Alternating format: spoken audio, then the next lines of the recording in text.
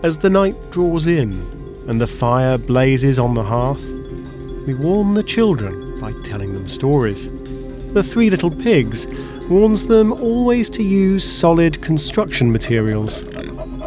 But my stories are for the education of the grown-ups, and my stories are all true. I'm Tim Harford. Gather close and listen to my cautionary tales.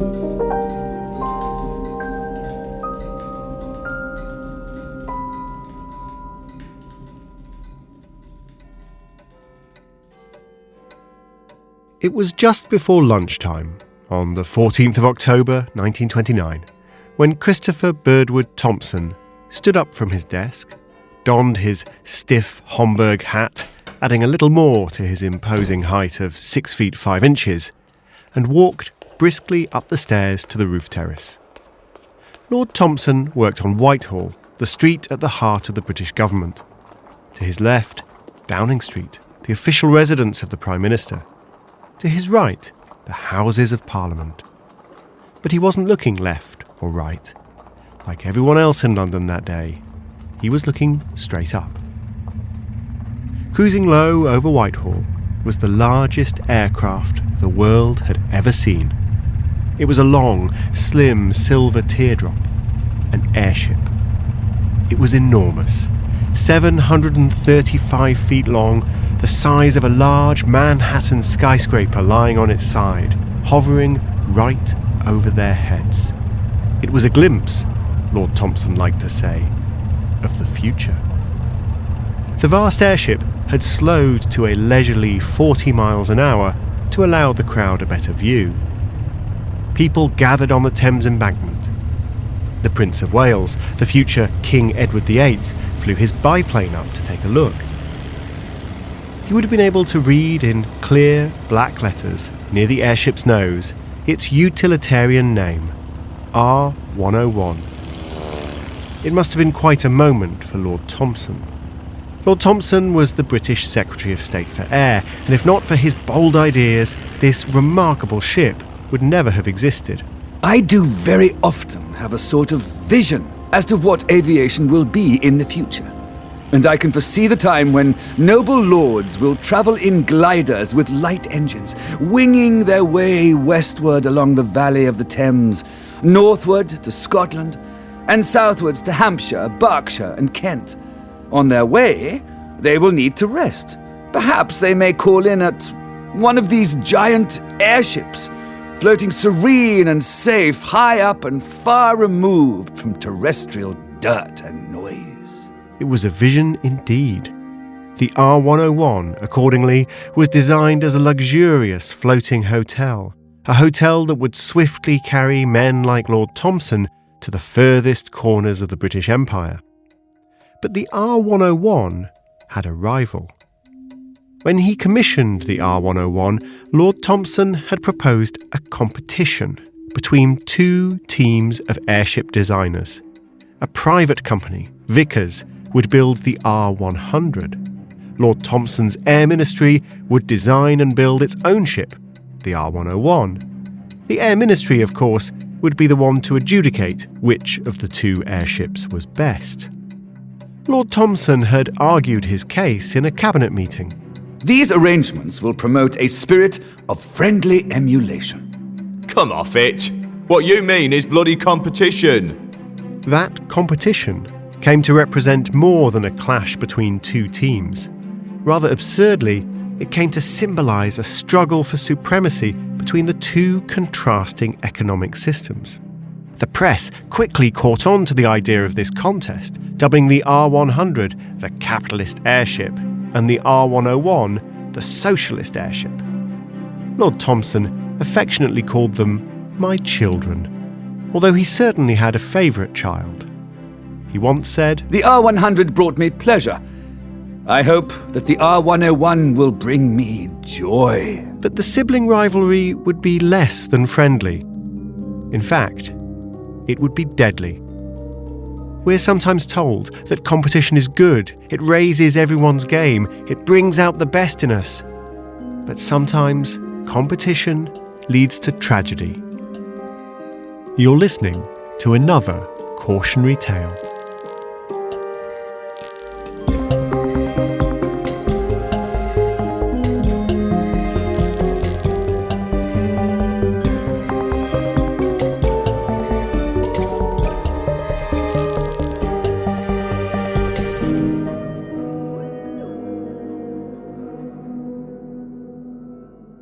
Wind the clock back a few years and put yourselves in the shoes of the team building the R100, the capitalist airship. The R100 crew were resentful. They had a tight budget and were being judged against a competitor with every advantage.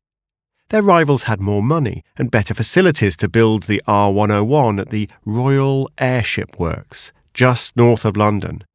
But they were also the ones judging the contest, player and referee all at once. The capitalist R100 was built in Howden, Yorkshire. It was the far end of the country from the seat of power in London. The old airship shed there was in poor repair. It was bitingly cold in winter, and the corrugated iron roof leaked all year round. The airship framework was eaten away by corrosion. The paper-thin cotton covers grew mould. The gas bags themselves were glued together from over 1 million cow intestines, the only material that was strong and light enough to contain the ever-elusive gas, hydrogen. Beneath the space-age curves of these great silvery vessels lurked the viscera of some vast mammalian collective. The smell of the cow gut was everywhere, and the rats loved to gnaw at the gas bags. And there was another problem. The government air ministry refused to build a mooring mast at Howden. That might sound like a minor matter, but it meant that the only safe place to park both airships was at the Air Ministry's Royal Airship Works down near London. Once the capitalist R100 had been completed, it would fly down to the Grand Tower at the Royal Airship Works, where its better funded, better connected rivals would sit in judgment, and its designers might never see it again. The Howden team began to wonder whether, after completing their task, they would ever get to build another airship. The capitalist R100 team did have one advantage. The chief designer was a genius. Barnes Wallis had designed several airships before, and he would, in time, become famous for designing a bouncing bomb that could skim like a stone over the surface of a reservoir, destroying German dams in the Second World War. But all that was to come later. As the icicles formed inside the shed at Howden, he was exhausted. The schedule was brutal, and the capitalist airship team seriously understaffed. Barnes's wife, Molly, complained, "In our poor little hangar, Barnes works late writing answers to idiotic people who don't know one end of an airship from the other." Meanwhile, the rival team, with their generous government funding, had dozens of people to deal with bureaucratic chores. Still, as I said, Barnes Wallis was a genius, and he needed to be. Building an airship is a difficult task. Both the R100 and the R101 were to have a rigid skeleton to support the engines, cockpits and passenger cabin while travelling at 70 miles an hour. The airships needed covers that could withstand the perishing rays of the sun, the laceration of the rain and the tugging and heaving of the wind. The whole thing would be wrapped around a series of those vast intestinal gas bags containing several million cubic feet of extremely flammable hydrogen, and yet everything needed to be ethereally thin and light. These challenges existed for any airship, but the R100 and R101 were attempting to solve them at a larger scale than any previous craft. The competition required that the socialist R101 was to fly from London to British India in 4 days, a journey that would take 15 days by ship, and even longer in a plane that would incessantly be making risky landings to refuel.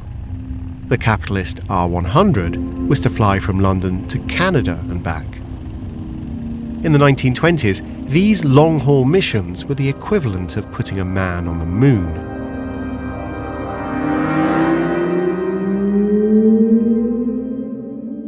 Barnes-Wallis was probably the best man in the country to lead such a moonshot. So, naturally, the team from the well-funded government Airship sent their designs up to Wallis to get his views. You know. The spirit of friendly emulation. And all that. But as sleep-deprived, overworked Wallis sat reviewing the plans of his rivals, he didn't really feel like helping. He didn't respect his opposite number. He's a mere works manager, not a technologist in any sense of the word. And he knew that the game was rigged. Why should Barnes-Wallis offer any insight into the problems of his rivals? It is the crudest piece of design which I have ever seen. He sent the blueprint for the R101, the socialist airship, back to the Royal Airship Works with a frosty note offering no suggestions. Until it has been shown unsatisfactory, I prefer the arrangement we have worked out for R100. Then, among the rats, he returned to his thankless task in the cold shed at Howden.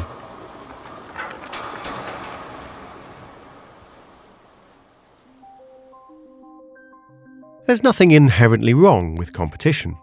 It stops us being lazy, and it allows us to experiment with different approaches. Competitors can learn from each other and copy what works, so competition is a good thing, but you can have too much of a good thing. Faced with extreme competition, we may do all sorts of things we wouldn't have done in a gentler contest. We rush things. We crack under the stress. We cheat. Some economists have long been aware of this problem. In 1998, two of them, Robert Drago and Gerald Garvey, studied a large variety of workplaces, distinguishing those places that used high-stakes promotion schemes and those that didn't. Managers in the high-stakes workplaces ran their organisations like a tournament. Junior staff who produced the best performance would be rewarded with a promotion, more money, more status, better conditions. Everyone else would miss out. Classic high-stakes competition. These competitions did make people work hard, but the problem was that workers also stopped helping each other. They wouldn't give advice or lend each other tools.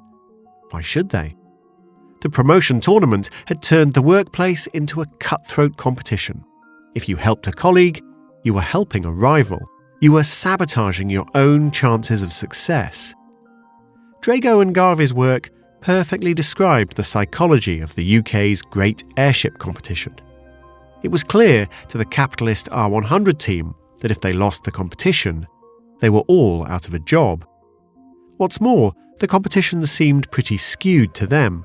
Their opponents had all the money, all the equipment, and the political connections too. No wonder their lead designer, Barnes-Wallis, didn't feel like offering any pointers. And there's a second way in which too much competition can be counterproductive. A few years ago, 4 behavioural economists, Dan Ariely, Uri Gnisi, George Lowenstein and Nina Mazar, tested the effect of super sharp incentives in a study called Large Stakes and Big Mistakes. They offered people huge rewards of up to 6 months' income if they did well on various tests, like replicating sequences on the children's electronic game Simon, or throwing darts at a target. Bigger prizes should encourage more effort, but we all know that there's a point where the prize is too big, and the pressure is too great. When the incentives were quite small, people did fine. When the stakes were high, people fell apart while trying to do the very same tasks.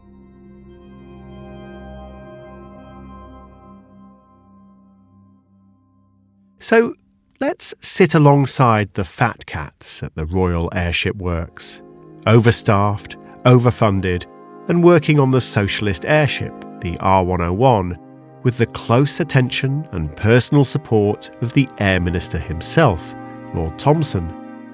The government team used to joke about the shoestring budget of their rivals. Maybe someone should lend them a toolkit. But the joke hid the pressure. They were suffering from the problem of large stakes and big mistakes. Carrying Lord Thomson's hopes and dreams gave them some advantages, but he was to prove an enormous burden, in more ways than one. You have to understand how important all this was to Thomson. Remember his vision? He saw airships as flying oases, serene and safe, taking the British political class to the distant outposts of their empire. In accordance with Thomson's grand visions, the R101 offered 2 decks of passenger accommodation, a spacious lounge, promenades by large windows to enjoy the view, and a dining room that would seat 60 people, while they enjoyed lavish banquets prepared in the onboard kitchen with serving supervised by the airship's steward. Remember, all of this was cradled just underneath 5 million cubic feet of highly flammable hydrogen. There was even, incredibly, a smoking room.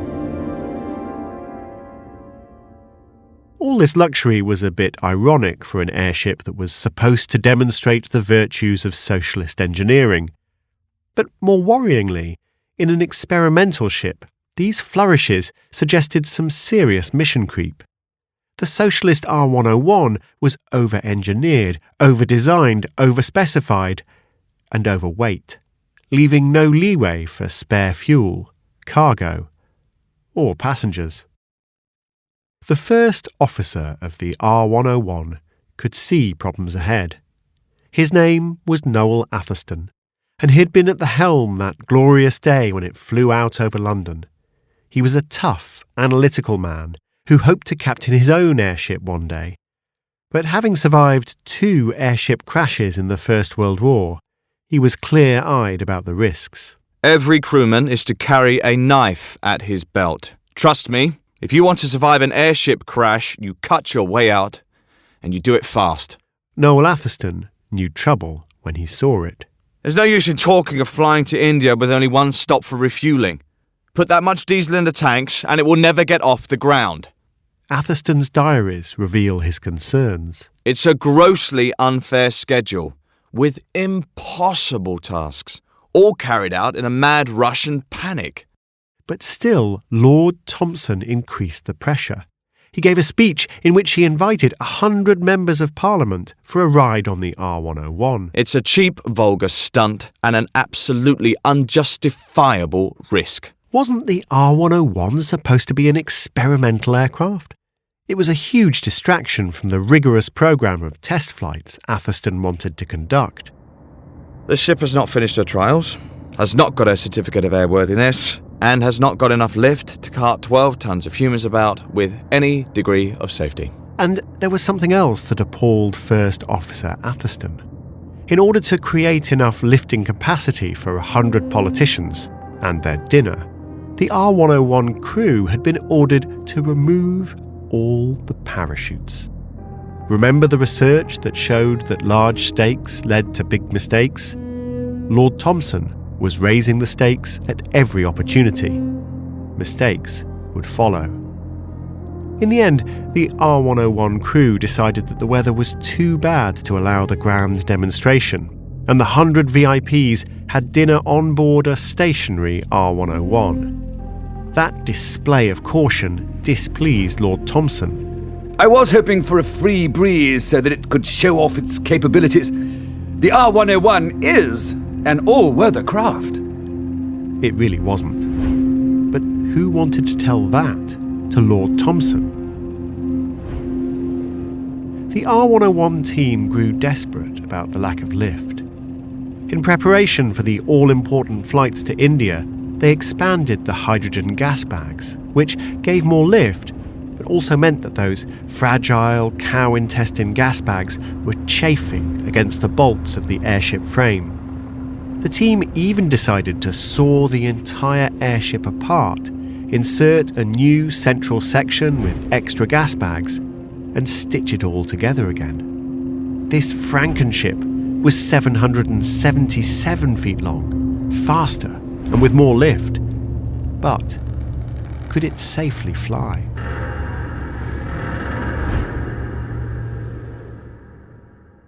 October 1930 was the month set for Lord Thomson's favourite child, the R101, to fly to India and back. A spectacular voyage with Lord Thomson himself on board. The months before that trip, in the summer of 1930, should have been the moment of truth, the moment when the madness stopped. First, the R101 was flown to a nearby air show to be shown off to the crowds. It was widely reported to have dipped its nose to salute the King and Queen. The crew knew that the salute was actually an uncontrolled nosedive above a crowd of 150,000 people. The huge airship then limped the few miles back to the Royal Airship Works. The R101's captain went to examine the gas bags in an effort to understand what was going wrong. He made his way slowly along the central walkway, then climbed up between the bags. The front bag, and the second, and the third seemed fine, though the smell of mould was all-pervasive. Climbing up the netting that contained the fourth bag, he shone his flashlight around and noticed something. Small holes. The same was true on bag 5, and 9, 10, 11, 12, 13, and 14. In an effort to give the ship more lift, the R101 team had overfilled the fragile bags, which meant that they were rubbing against the airframe. Hydrogen was bleeding out everywhere. If the airship could hardly make a 2-hour round trip, how on earth was it going to fly, as Lord Thompson demanded, several thousand miles to India? Surely it was the time to admit that the airship wasn't safe. No. The airship team patched up the problem and hoped for the best. A few weeks later, a Mr. Frederick McWade, official airship inspector, came to examine the R101. Mr. McWade climbed up between the mouldering gas bags, puffing and blowing with the effort. He was nearly of pensionable age after all, but then you don't spend 27 years inspecting airships without learning to recognise warning signs.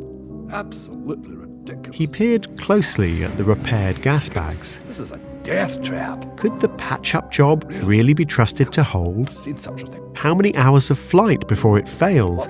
Ridiculous. Mr. McWade had no doubts. His report was a thunderclap. I cannot recommend to you the extension of the present permit to fly, or the issue of any further permits or certificates. R101 was grounded. But this was a thunderclap that nobody was prepared to hear, so they covered their ears. The R101 had been built by the government, and the government issued permits to fly. Nobody wanted to disappoint Lord Thompson, and so Mr. McWade was overruled. There was another opportunity to call a halt in the late summer of 1930, when Barnes-Wallis's deputy on the R100 visited the Royal Airship Works to see the R101. His name was Neville Norway. He was later to become famous as the novelist Neville Shute.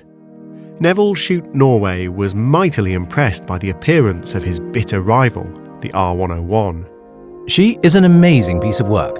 The finish and the workmanship is extraordinarily good, far better than that of our own ship. But you don't sound totally convinced. Well, the design seems almost unbelievably complicated. Imagination has run riot regardless of the virtue of simplicity and utterly regardless of expense. Something strange happened to Shute Norway while he was visiting his rivals at the Royal Airship Works. 2 officers looked round to check that nobody was watching, then pulled him into a private office. They brought out a large sheet of silver fabric, clearly a section of airship cover. Shute Norway rubbed it between his fingers and watched in horror as it crumbled into flakes like a piece of charred parchment paper. Good God! Where did this come from? It had come from the nose of R101, where another attempt at patch and make do had backfired as glue had weakened the lacquer on the cover. I hope they've got all this stuff off the ship. They say they have. Neville Shute Norway shrugged. There was nothing he or I could have done about it. Perhaps that was true, but Neville Shute Norway didn't try.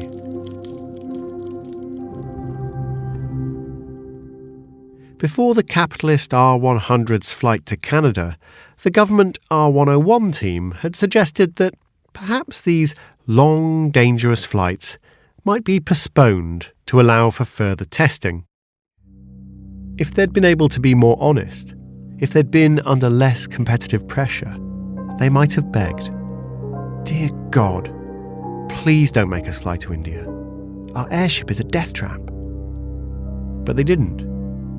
They couldn't. They just politely suggested a postponement, and Shoot Norway and the R100 team said no. Again, the bitter competition between the staffs loomed large.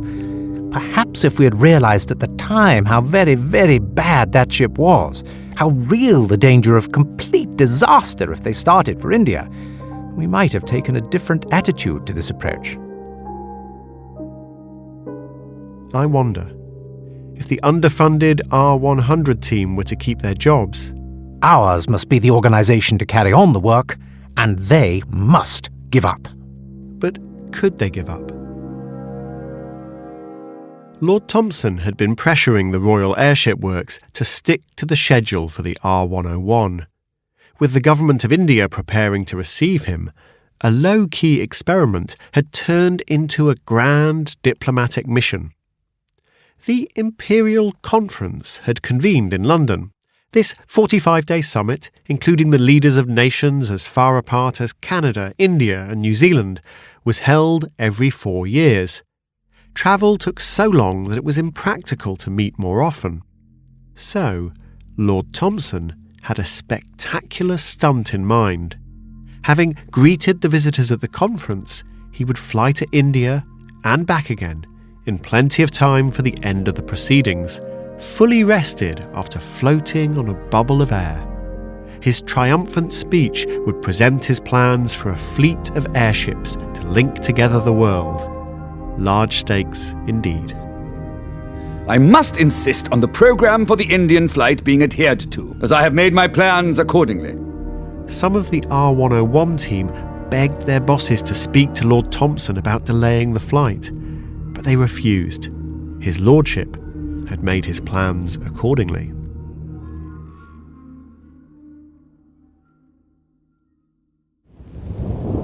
Late in the afternoon of October the 4th, 1930, the crew of R101 waited impatiently for the arrival of their most prestigious passenger on their voyage to India, Lord Thompson himself. There was a dreadful storm brewing. Ideally, they'd have left 2 hours earlier, or half a day later to avoid it. But that was unthinkable. Lord Thompson's assistant ought to be publicly shot for putting such impossible tasks to us. That was Noel Atherston complaining to his diary. He left the diary behind on his desk. His final entry? Let's hope for good luck and do our best. He would never write another. The weather didn't worry Lord Thompson. The ship, he insisted, was stormproof. To ride the storm has always been my ambition, and who knows, we may realize it on the way to India. While they waited for Lord Thompson, the ground crew topped up the gas bags. What's the use of pumping gas into a bloody colander? Everyone in the crew knew the bags were in poor shape. George William Hunt was one of the senior officers on the R101. His son, Albert, remembers carrying his father's kit bag as they walked down the road to the airship shed at Cardington. It was a few hours before takeoff. In the shadow of the ship, his father stopped. Then he turned to his son. Now, look lad, I want you to make me 2 promises. One is you'll join the Navy, and the other one is you'll promise me that you'll look after your mother and your sister, because I may not be coming back off this flight. The R101's captain understood how marginal his ship's lifting capacity was. He tried to save every ounce. When crew members tried to take cookie jars aboard, they were told to transfer the cookies into paper bags. Each had a spare shirt and underwear, again in a paper parcel. Suitcases would have been far too heavy. It was 5:15 in the afternoon when Lord Thompson's chauffeur drove his lordship's Daimler up to the mooring tower. and the noble lord, still wearing his Homburg hat, unfolded his elongated frame and stood at the foot of the mast to admire his airship. His luggage was loaded into the tower's elevator, including the briefcase, with his notes for the triumphant speech he would deliver on his return. Here we are. His lordship's dress sword, 2 trunks, 4 suitcases and 24 bottles of champagne. And we'll need 4 porters to shift this carpet. Hurry it along. Ah yes, the ornamental carpet. It weighed as much as a full-grown man. My precious carpet. We'll have it down for the dinners at Ismailia and Karachi to do the thing in style. At 6:30, with Lord Thompson and his carpet on board, the R101 finally slipped the tower. Immediately the nose dipped, and the captain released tons of ballast water to get her level again. Heavily loaded with fuel, and carpets and champagne, the ship was pitching and rolling even more than usual. It turned towards France in the teeth of the storm. The crew were exhausted, having been working around the clock to squeeze in short test flights and patch up problems with the engines, the gas bags, and the cover. Inside the passenger decks, the esteemed guests, including Lord Thompson and the airship's designers, were being served salad, cold meats, and fish.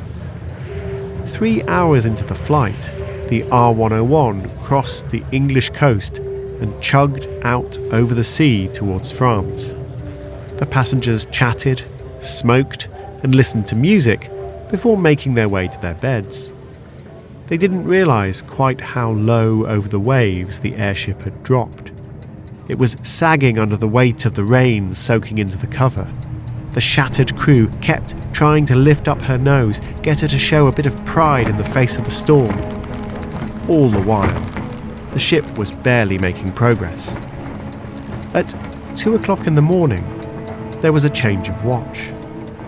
The airship was supposed to be flying at 2,000 feet over the town of Beauvais, north of Paris, but the crew could see Beauvais Cathedral up close as they passed. The ship was diving. In the smoking room, some glasses and a soda water siphon slid off the table.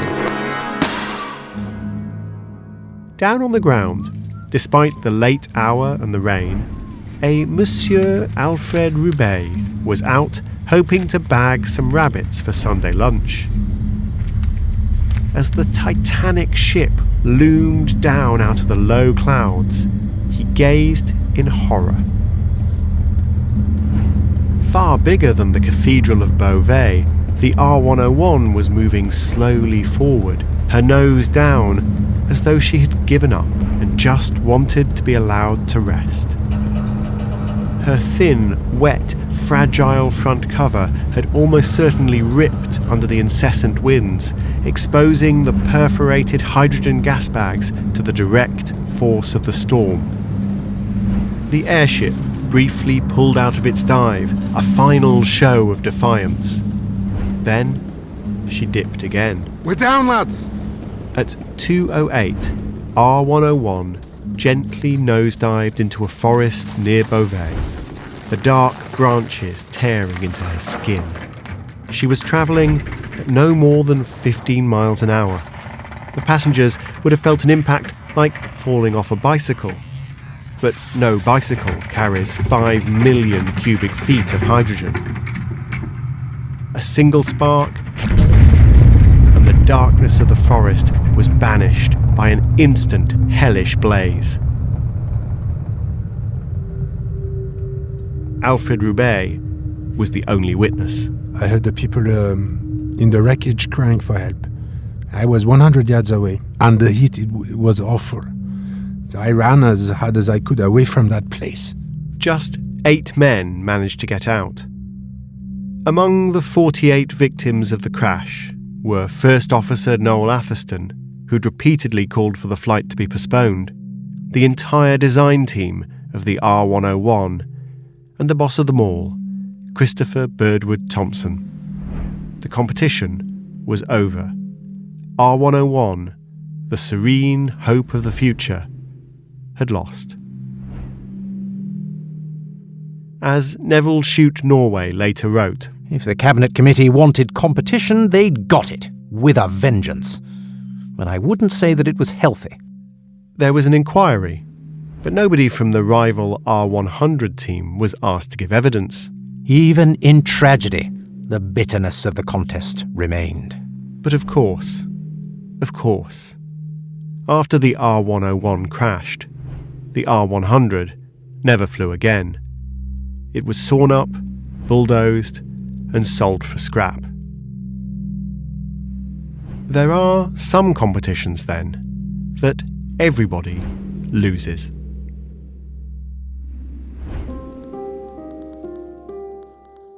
You've been listening to Cautionary Tales. If you'd like to find out more about the ideas in this episode, including links to our sources, the show notes are on my website, timharford.com. Cautionary Tales is written and presented by me, Tim Harford. Our producers are Ryan Dilley and Marilyn Rust. The sound designer and mixer was Pascal Wise, who also composed the amazing music. Starring in this season are Alan Cumming, Archie Panjabi, Toby Stevens and Russell Tovey, alongside Enzo Cilente, Ed Gochen, Melanie Gutteridge, Messiah Monroe and Rufus Wright. And introducing Malcolm Gladwell.